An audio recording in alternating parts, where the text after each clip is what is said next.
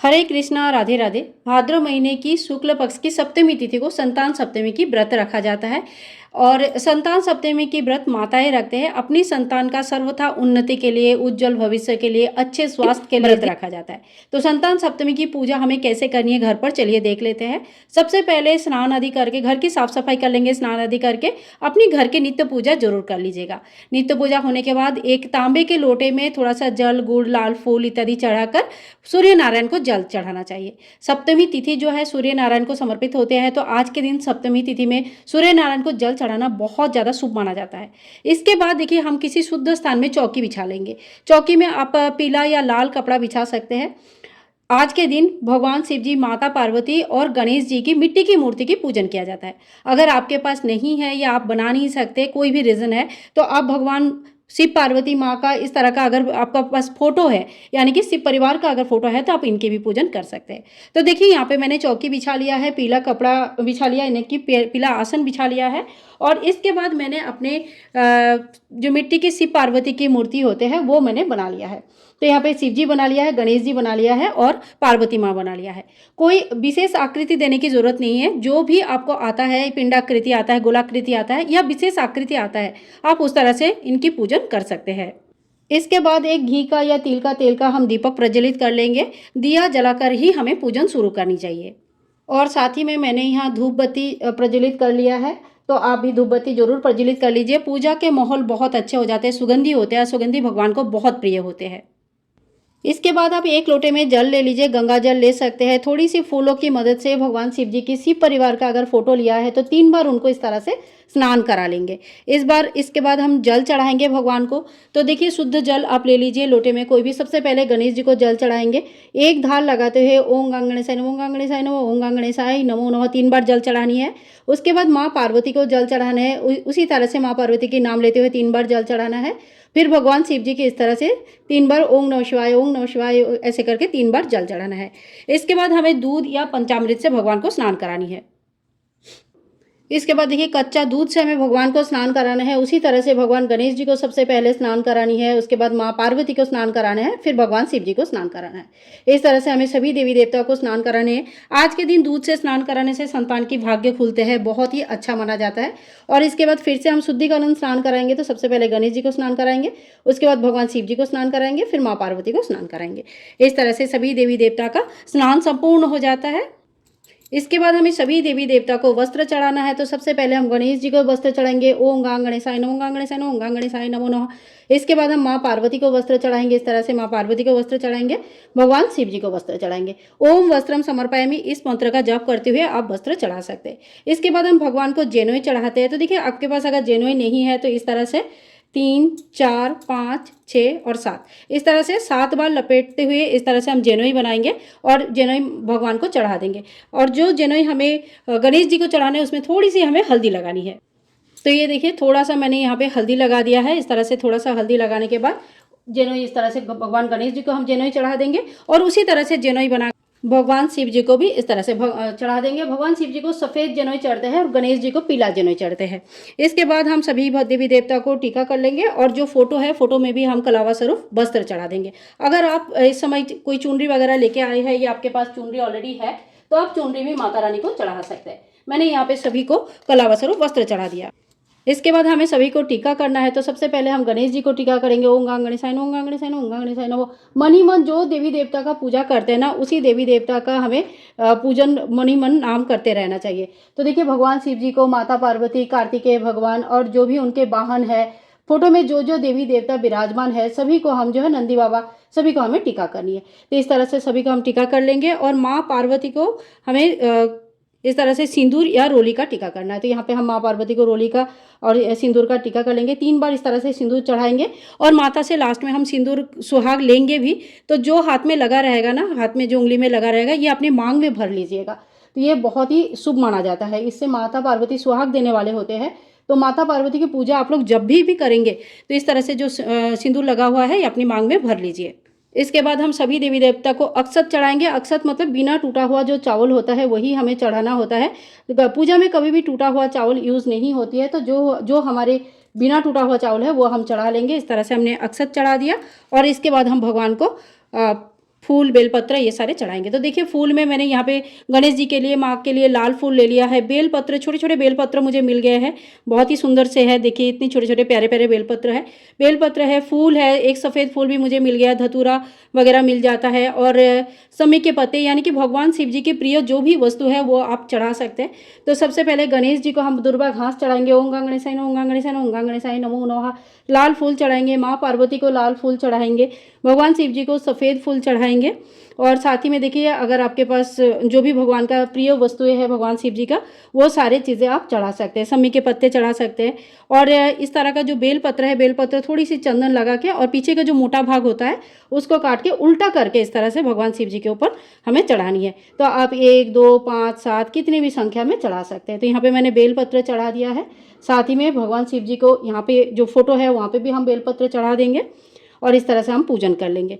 इसके बाद हम फूल चढ़ा देंगे, जो भी फूल हमें मिल जाता है, अगर भगवान शिव जी के प्रिय फूल कुछ मिल जाता है तो बहुत अच्छा है, नहीं भी मिल पाता है तो कोई बात नहीं, जो भी फूल आपको मिल जाता है वो फूल आप इस तरह से चढ़ा के भगवान की पूजा कर लीजिएगा। तो यहाँ पे देखिए हमने पूजा कर लिया। इसमें दुर्वा घास की विशेष महत्व है, तो भगवान को हमें दुर्वा घास जरूर अर्पण करना है।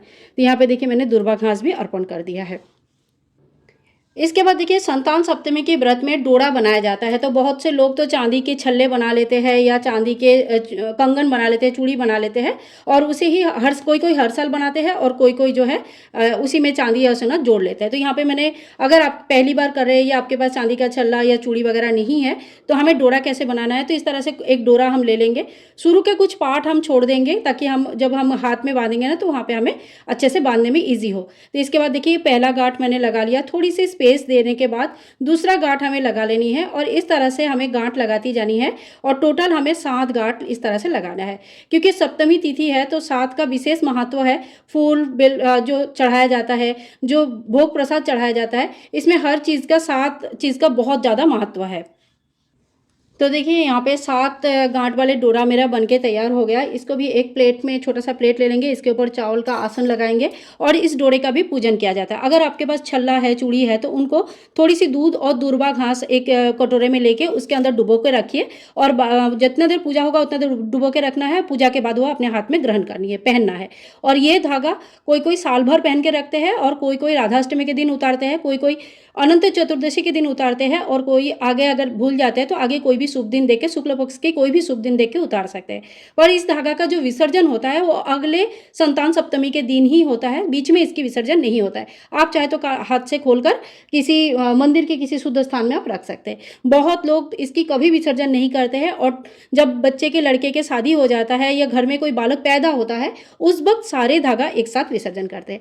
तो देखिए यहाँ पे मैंने धागा बनाकर रख लिया है। धागे का बहुत नियम होता है, तो धागे का नियम को थोड़ा सा समझ लीजिएगा और इसके बाद जो है जल छिड़क के धागे का भी शुद्धिकरण कर लेंगे। इसके बाद धागे का हम फूल चढ़ा देंगे क्योंकि इनकी भी पूजन किया जाता है। अगर आप चूड़ी का यूज़ कर रहे हैं तो उनकी भी इसी तरह से पूजन करें। और इसके बाद हम यहाँ पे कलावा में लगा देंगे थोड़ी सी रोली, थोड़ी सी अक्षत हमें चढ़ानी है और थोड़ी सी चंदन हमें लगा देना है। तो इस तरह से धागे का संपूर्ण रूप से हम पूजन कर लेंगे। और जब पूजा हो जाता है तो अपने सीधे हाथ में, यानी कि राइट हैंड साइड में ये धागा लेके आपको इस राइट हैंड साइड में बांधना होता है। पूरे दिन इस धागा को बांधे रहे, कम से कम 1 दिन हमें इस धागा को बांध के रखना है। इसके बाद देखिए भगवान को हम भोग अर्पण करेंगे। तो देखिए मीठा पूड़ी बना सकते हैं, गुलगुले बना सकते हैं, मालपुआ बना सकते हैं। इस दिन मालपुआ बनाने के भी विशेष महत्व होता है। कोई भी मीठा चीज़ बनाया जाता है, कोई नमक इस दिन खाया नहीं जाता है, नमकीन चीज़ें नहीं बनाया जाता है, मतलब माता को नमकीन चीज़ें नहीं चढ़ाया जाता है। तो अगर आप गुलगुले बना रहे हैं तो टोटल 14 बना लीजिएगा, 7 माता रानी के नाम पे और 7 अपना जो व्रत कर रहे हैं वो खाते हैं। अगर आप इस तरह का मालपुआ बना रहे हैं या पूरी बना रहे हैं, मीठा पूरी बना रहे हैं, तो वो भी आपको 14 दोनों जगह पे चढ़ाना है। एक जगह 7 और एक जगह 7 चढ़ानी है। जो 7 माता रानी के नाम पे होगा, जैसे ये 7 इधर और 7 पकोड़ा होगा, या जो भी 7 आप चढ़ाए हैं वो दान कर दिया जाता है। बाद में पूजा के बाद वो दान हो जाता है और बाकी जो 7 रहेंगे वो व्रती खाते हैं, खुद खाते हैं, जो ग्रहण करते हैं, क्योंकि इसी को खाकर ही हमें व्रत तोड़ना है। व्रत के बीच में इसके अलावा और कुछ भी नहीं खाना होता है।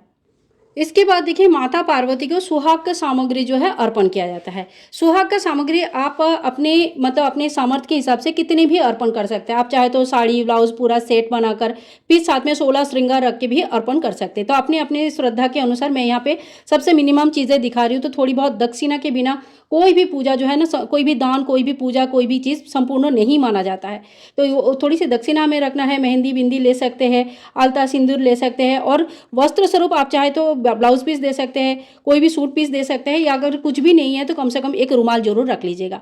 तो देखिए इतना हमें माता को जरूर अर्पण करना है। सुहाग देने से, सुहाग बांटने से सुहाग बढ़ता है, इसीलिए हमें सुहाग की सामग्री अर्पण करना होता है। तो इतनी जो सुहाग की सामग्री है ये अपने घर के किसी बड़े को, यानी कि जैसे बड़े जेठानी है या बड़ा ननद है या तो फिर सास है, जो सुहागन है, सुहागन लेडीज़ को ही ये दिया जाता है, जो सुहागन है उनको आप दे सकते हैं। और अगर घर पर कोई नहीं है, ऐसा कुछ मुश्किल है, आप दूर कहीं रहते हो, बाहर रहते हो, तो फिर आप ये सारे चीज़ें जो पंडिताई होते हैं उनको दे सकते हैं, मंदिर में दे सकते हैं, सुहागन पंडिताई जो है उनको दे सकते हैं। और ये भोग प्रसाद भी जो आधा दान किया जाता है, यानी कि 7 पूरियाँ या 7 पकौड़ा जो दान किया जाता है, इसके लिए भी अगर आपके दान के व्यक्ति कोई भी नहीं मिलता है तो आप वो गौ माता को खिला सकते हैं। गौ माता में 33 कोटि देवी देवता का बसवास माना गया है, तो गौ माता को खिलाने से भी हमें बहुत पुण्य मिलते हैं। और संतान के लिए गौ माता का पूजा करना सर्वोत्तम माना जाता है। तो अगर कोई भी नहीं है तो आप गौ माता को ये खिला सकते हैं। इसके बाद देखिए 1 लोटा जल हम रख लेंगे, यहीं पे चौकी में ही रख लेंगे, हाथ में फूल ले लेंगे, आप चावल भी ले सकते हैं, फूल भी ले सकते हैं, या 7 गेहूं के दाना भी ले सकते हैं, 7 फूल भी ले सकते हैं। ठीक है, कम से कम 1-2 फूल तो अपने हाथों में जरूर ले लीजिएगा। हाथों में फूल लेके हाथ जोड़ करके बैठ के कहानी सुन लेंगे। कहानी आप सुबह शाम कभी भी सुन सकते हैं, और बहुत जरूरी है, कोई भी व्रत में व्रत कथा सुनना बहुत जरूरी है। व्रत कथा आप अगर आपके पास बुक है तो आप वहाँ से पढ़ भी सकते हैं, कहीं से सुन भी सकते हैं। जब व्रत कथा सुनना संपूर्ण हो जाता है, व्रत कथा पूरा हो जाता है, तो ये जो फूल है ये माता के चरणों में हम ऐसे रख देंगे और हाथ जोड़ करके पूजा में रही कमियों के लिए क्षमा याचना कर लेंगे कि हे भगवान, जो भी हमसे गलती हो गई है वो सारे आप क्षमा कर दीजिए, बच्चों को अच्छे भविष्य दीजिए, अच्छे स्वास्थ्य दीजिए, उज्जवल भविष्य दीजिए।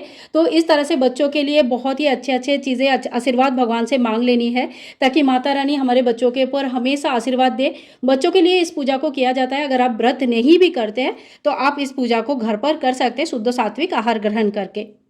और इसके बाद हमें आरती कर लेनी है। तो सबसे पहले हम गणेश जी की आरती करेंगे, उसके बाद माँ पार्वती की आरती करेंगे, फिर भगवान शंकर जी की आरती करेंगे। अगर आपको आरती है तो आती है तो आप आरती गा के कर लीजिए, और नहीं आती है तो आप अपने मोबाइल पर भी चलाकर सुन सकते हैं।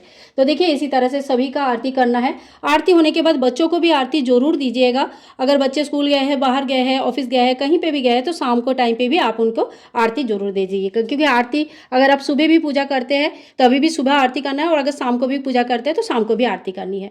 तो इस तरह से हमारा पूजा संपूर्ण हो जाता है।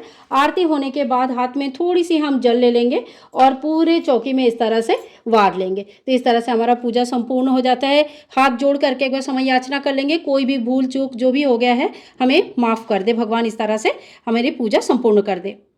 तो देखिए अब जब पूजा संपूर्ण हो जाता है तो जो डोरा हमने बनाया है, इस डोरा को माँ पार्वती की आशीर्वाद लेके हमें अपने सीधी हाथ में बांधनी है। तो इस तरह से जो सीधी हाथ है इसमें इस तरह से हमें बांध लेनी है। किसी की मदद से आप इस तरह से बांध लीजिएगा, और बांधने के बाद ये डोरा कम से कम 1 दिन के लिए हाथ में तो बांधना ही चाहिए, नहीं तो कोई कोई अनंत चतुर्दशी तक या राधा अष्टमी तक, मतलब एक दिन राधा अष्टमी के दिन अगले दिन खोलते हैं, या अनंत चतुर्दशी के दिन खोलते हैं, या अगले शुक्ल पक्ष की किसी भी शुभ दिन को खोल सकते हैं। फिर इस डोरा का विसर्जन नहीं होता है, इसको रख दिया जाता है, और अगले संतान सप्तमी में ये वाली डोरा का विसर्जन हो जाएगा और नया डोरा बनाएंगे। और अगर आपने सोना चांदी का कड़ा बनाया है, छल्ले बनाए हैं, तो उनके विसर्जन नहीं होता है, तो वो आप साल भर पहन सकते हैं या 1 दिन के लिए भी पहन सकते हैं। इसके बाद देखिए चौकी हमें कब उठानी है। तो चौकी उठाने के लिए सबसे पहले तो जो भोग प्रसाद है इसमें 7 पूरियाँ और 7 जो गुलगुले हमने बनाया, ये माँ पार्वती के नाम से दान कर दिया जाएगा, और बाकी जो है आप खुद ग्रहण कर सकते हैं। और फूल बेलपत्र जितने भी है, ये सारे चीज़ें हम ये सारे चीज़ें जो है ना पेड़ के नीचे दबा देंगे तो ये खाद बन जाते हैं। और धूप दीप को दोबारा हम धोकर दीपक वगैरह यूज़ कर सकते हैं। जो दान की सामग्री है वो हम दान कर देंगे, जो जितनी भी सामग्री हमने दान के लिए लिया था वो सारी चीज़ें हम दान कर देंगे। और मिट्टी की जो मूर्तियाँ हैं ये आप चाहे तो सुबह अगर पूजा किया है तो शाम को विसर्जन कर सकते हैं, शाम को अगर पूजा किया है तो अगले दिन चौकी हटा सकते हैं। तो एक बड़ा गमले में जल लेना है, थोड़ी सी दूर्वा घास, थोड़ी सी फूल, हल्दी, रोली लेना है, और उसके बाद सारी मूर्तियाँ आप उसमें डुबा दीजिए, अपने आप ही गल जाएगा। जब गल जाएगा तो आप उसको उस मिट्टी को किसी भी गमले में डाल सकते हैं। तुलसी में ये पानी नहीं डालनी है, बाकी किसी भी पौधे में डाल सकते हैं। और जो फ़ोटो वगैरह है, ये सारी चीज़ें जहाँ जहाँ आपसे मतलब आपने लिया था जहाँ रखते हैं वहाँ पर रख सकते हैं। पूजा होने के बाद जो 1 लोटा जल हमने लिया था, ये 1 लोटा जल चंद्रमा को अर्घ्य दिया जाता है। अगर आपके यहाँ पे सुबेरे पूजा होता है तो आप सूर्य भगवान को अर्घ्य दे सकते हैं। सो फ्रेंड्स, इसी तरह से संतान सप्तमी की व्रत पूजा विधि किया जाता है। संतान के मंगल के लिए ये पूजा होता है, बहुत ही अच्छा पूजा विधि है। और माताएं अपने व्रत नहीं भी रख सकते हैं तो जरूर पूजा कीजिए। इस व्रत में नमक नहीं खाया जाता है, चीनी का ही सेवन किया जाता है। और जो भी आप खुद ग्रहण करेंगे, जैसे इसके साथ अगर खीर पूरी हलवा जो भी बनाना चाहते हैं, उसका एक एक कटोरा आप माता के नाम पे निकालें और उस चीज़ को दान करें। और आधा जो बाकी का एक कटोरा है वो आप खुद ग्रहण कर सकते हैं, घर के मेंबर ग्रहण कर सकते हैं। सो फ्रेंड्स, वीडियो अगर अच्छा लगा है तो please like share and comment, channel को सब्सक्राइब करके रखिएगा। मिलूंगी नेक्स्ट वीडियो में, तब तक के लिए हरे कृष्णा, राधे राधे।